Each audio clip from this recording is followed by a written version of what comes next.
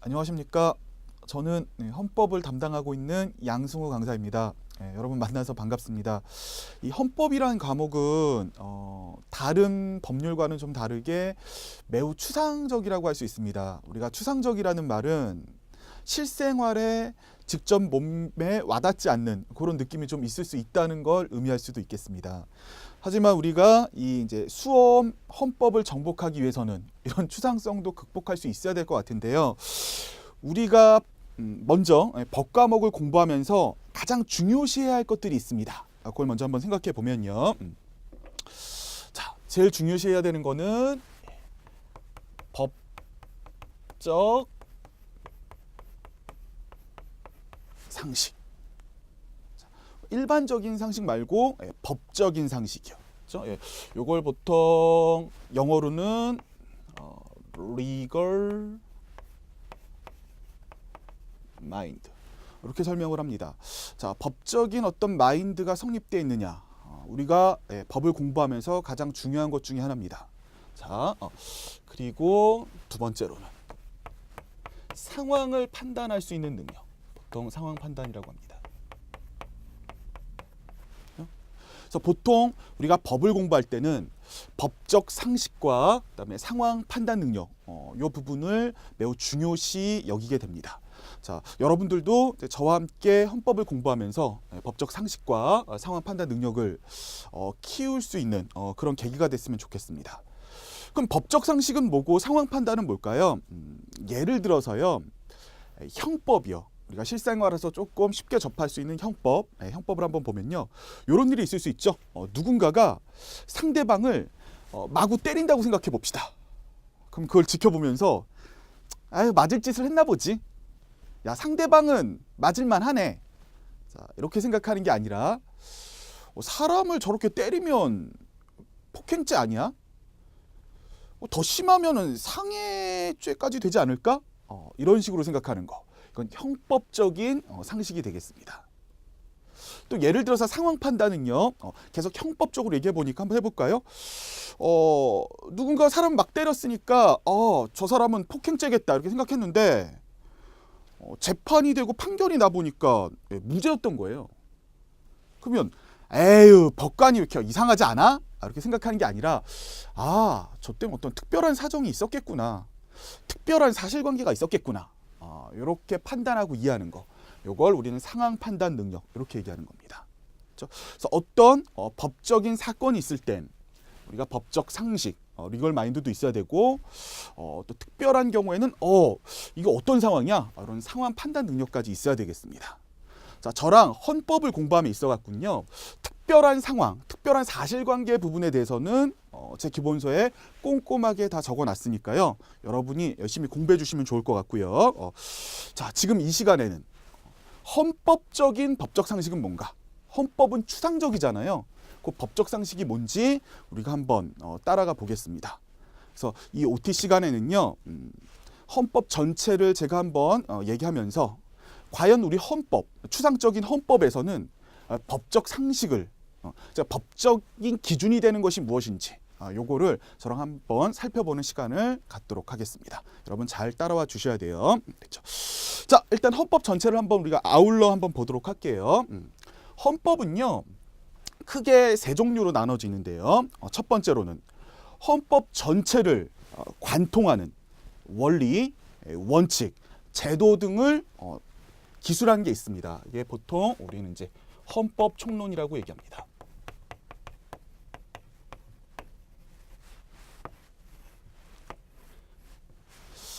자, 그 다음으로는요, 헌법에서 가장 핵심이 되는 국민의 기본권 파트가 있습니다. 자, 국민의 기본권이요. 그래서 기본권 영역에 있다.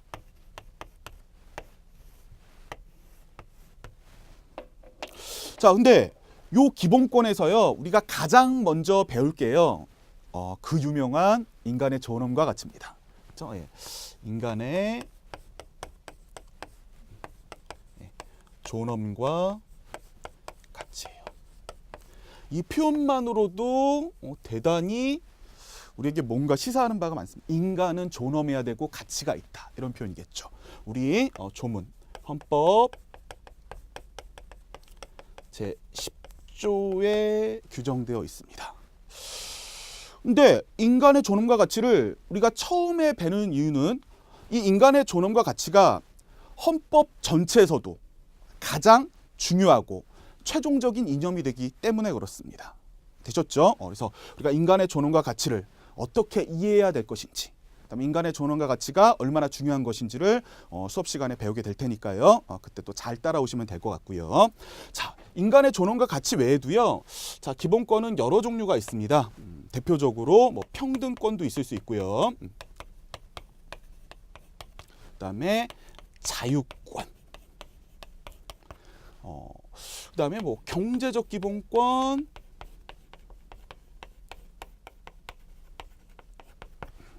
사회적 기본권, 자, 그다음에 청구권적 기본권.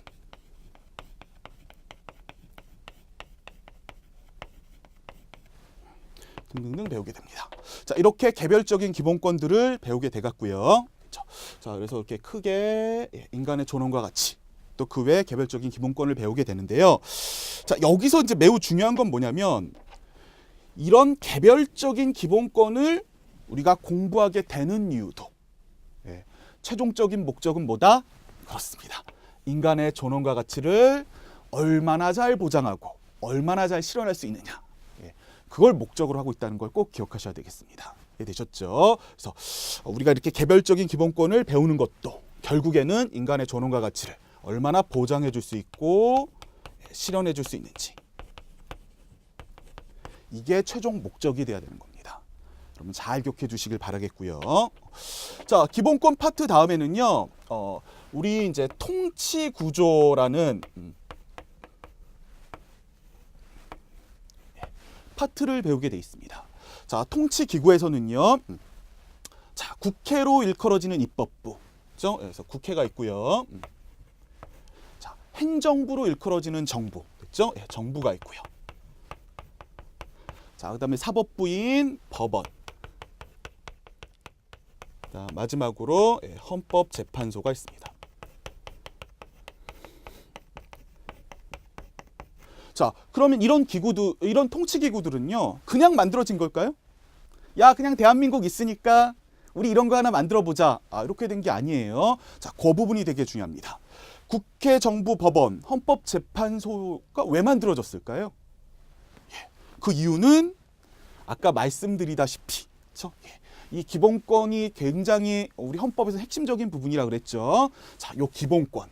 그렇죠? 이런 게 왜 만들어졌냐면 이런 기본권들을 보장을 잘하고 실현을 잘하게 하기 위해서 만들어진 겁니다.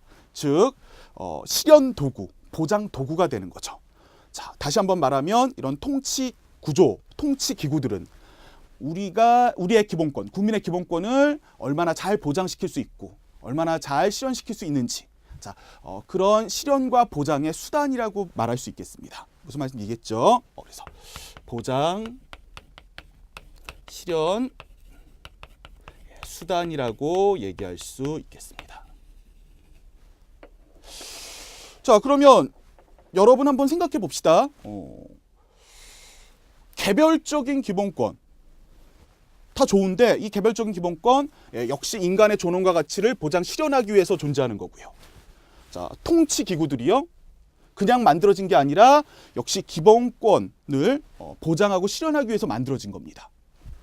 그럼 논리적으로 보면 통치 구조나 개별적인 기본권이나 궁극적으로는 모두 그렇습니다. 자, 인간의 존엄과 가치를 궁극적으로 추구하고 실현하기 위해서 만들어진 거죠. 무슨 말씀인지 이해되셨죠? 그래서 개별적인 기본권도 인간의 존엄과 가치를 실현하기 위해서, 이 통치 구조도 기본권을 실현하기 위해서, 그 기본권은 인간의 존엄과 가치를 보장하고 실현하는 거니까 궁극적으로는 인간의 존엄과 가치를 실현하고 보장하기 위해서 통치 기구도 존재하는 거고 개별적인 기본권도 존재하는 겁니다. 여러분 이해가 되시는 거죠? 자, 그러면 우리 헌법에서 법적 상식이 뭘까요? 법으로서 가장 중요시되는 기준은 뭘까요? 그건 바로 인간의 존엄과 가치가 되겠습니다. 자, 이게 무슨 말이냐면요. 우리가 물론 이해하고 암기하는 게 매우 중요하지만 어떤 사안을 볼 때 이 사안에서 인간의 존엄과 가치가 과연 구현됐는지 실현됐는지 요걸 보는 게 굉장히 중요합니다. 어떤 분쟁이 있을 때 인간의 존엄과 가치를 실현하려면 이쪽으로 가는 게 좋아. 또 인간의 존엄과 가치가 실현 안 되려면 이쪽이니까 오답이야. 이런 식으로요. 인간의 존엄과 가치가 우리의 법적, 헌법적 상식이 돼주는 거죠. 됐습니까? 그래서 어떤 문제를 풀 때 이해하고 바로 암기하는 것도 중요하지만 이건 인간의 존엄과 가치에서 벗어나는 부분이니까 오답이야.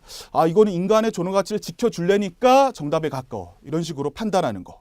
이게 법적 상식, 헌법적 리걸 마인드가 되는 겁니다. 여러분 무슨 말인지 알겠죠? 그럼 대표적인 예를 갖고 한번 판단해 보도록 하겠습니다. 됐죠? 자, 여기다가 예를 한번 적어 볼게요. 자, 대표 판례 하나를 보도록 하겠습니다. 자, 대표 판례요. 최근에 이제 낙태 문제가 계속 분쟁이 됐다가 종지부를 찍은 게 있는데요. 자, 낙태 문제는 기본권의 어떤 충돌의 형상이었습니다. 예를 들어서요, 태아의 생명권이랑요, 낙태할 권리가 있다고 주장하는 임신부의 자유권, 서로의 기본권들이 충돌한 거죠. 그럼 어디를 더 우선시해 줄 건가? 요런 게 이제 중요한 판례가 되는 거죠. 여러분 한번 생각해 보십시오. 태아의 생명권을 더 중요시해 줘야 됩니까? 아니면 임신부의 자유권? 내가 임신부인데 내가 낙태를 하건 말건 내 자유지. 어떤 걸 더 중요시해야 될까요? 그냥 결론만 외우고 있으면 될까요?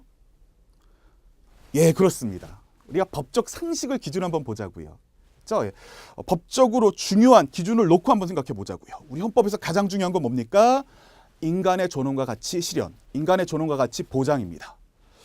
자, 태아의 생명권을 존중해 주는 게 인간의 가치를 실현하는 데 더 밀접합니까? 아니면 임신부의 자유권을 보장해 주는 게 인간의 존엄과 가치를 실현하는 데 더 밀접합니까?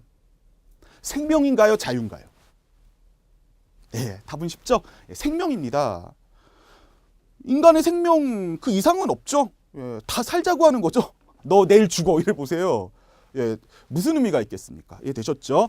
인간의 존엄과 가치를 기준으로 봤을 때 태아 생명권을 더 우선해야겠다. 이렇게 되는 거고요. 자, 대법원도 이렇게 한 거죠. 합리적 이유가 없이는 임신부의 자유권을 제한할 수밖에 없다. 이렇게 선언한 거죠. 자, 그래서 이쪽이 더 우위라고 법원이 판결을 내줬습니다. 무슨 말인지 알겠죠? 자, 그냥 외우는 것보다 인간의 존엄과 가치가 어느 기준에 있는지, 자, 인간의 존엄과 가치가 어느 쪽에 더 밀접한지 이렇게 판단하시는 게 매우 중요하다. 이렇게 보시면 되겠고요. 자, 대표 판례 하나를 더 보도록 하겠습니다.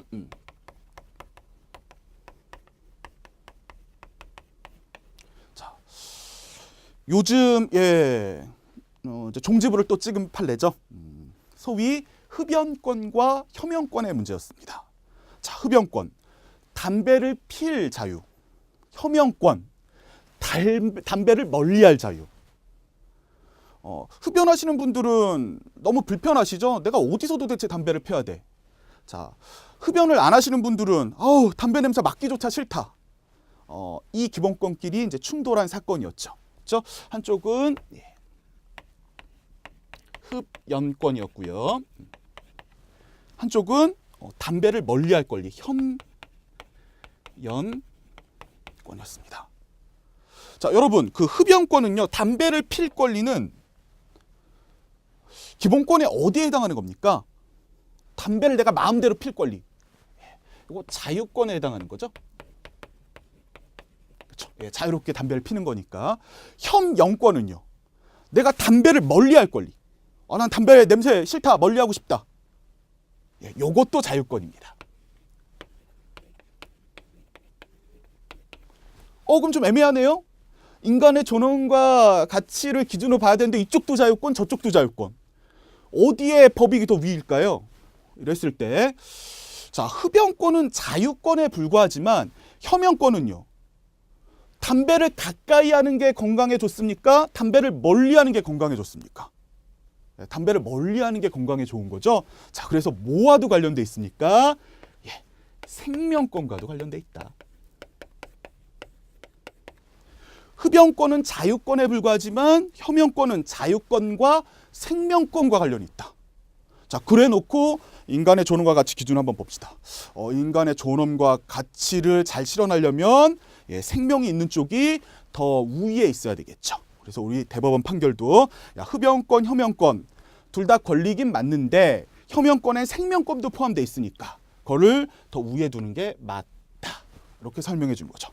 그래서 이쪽이 기본권으로서 더 우위에 있다. 왜? 생명권이 있고. 왜? 인간의 존엄과 가치가 더 구현될 수 있으니까. 이렇게 하는 겁니다. 자, 여러분 무슨 말인지 이해 잘 되셨죠? 그래서 이 대표 판례 두 개를 잘 정리해 두시면 좋을 것 같습니다. 자, 여러분 이렇게요. 우리가 이제 앞으로 헌법 공부를 함에 있어 갖고요. 그렇죠? 이해하려고 하시고 또 꼼꼼하게 정리하고 암기하는 거 매우 중요하지만 이해하기 전에 어떤 사안을 놓고 봤을 때 인간의 존엄과 가치를 기준으로 딱 놔갖고 여기에 더 밀접한지 아니면 덜 밀접한지 이런 관점으로 보신다면 수험 헌법을 공부하시는데 더 수월할 수 있다고 생각이 듭니다.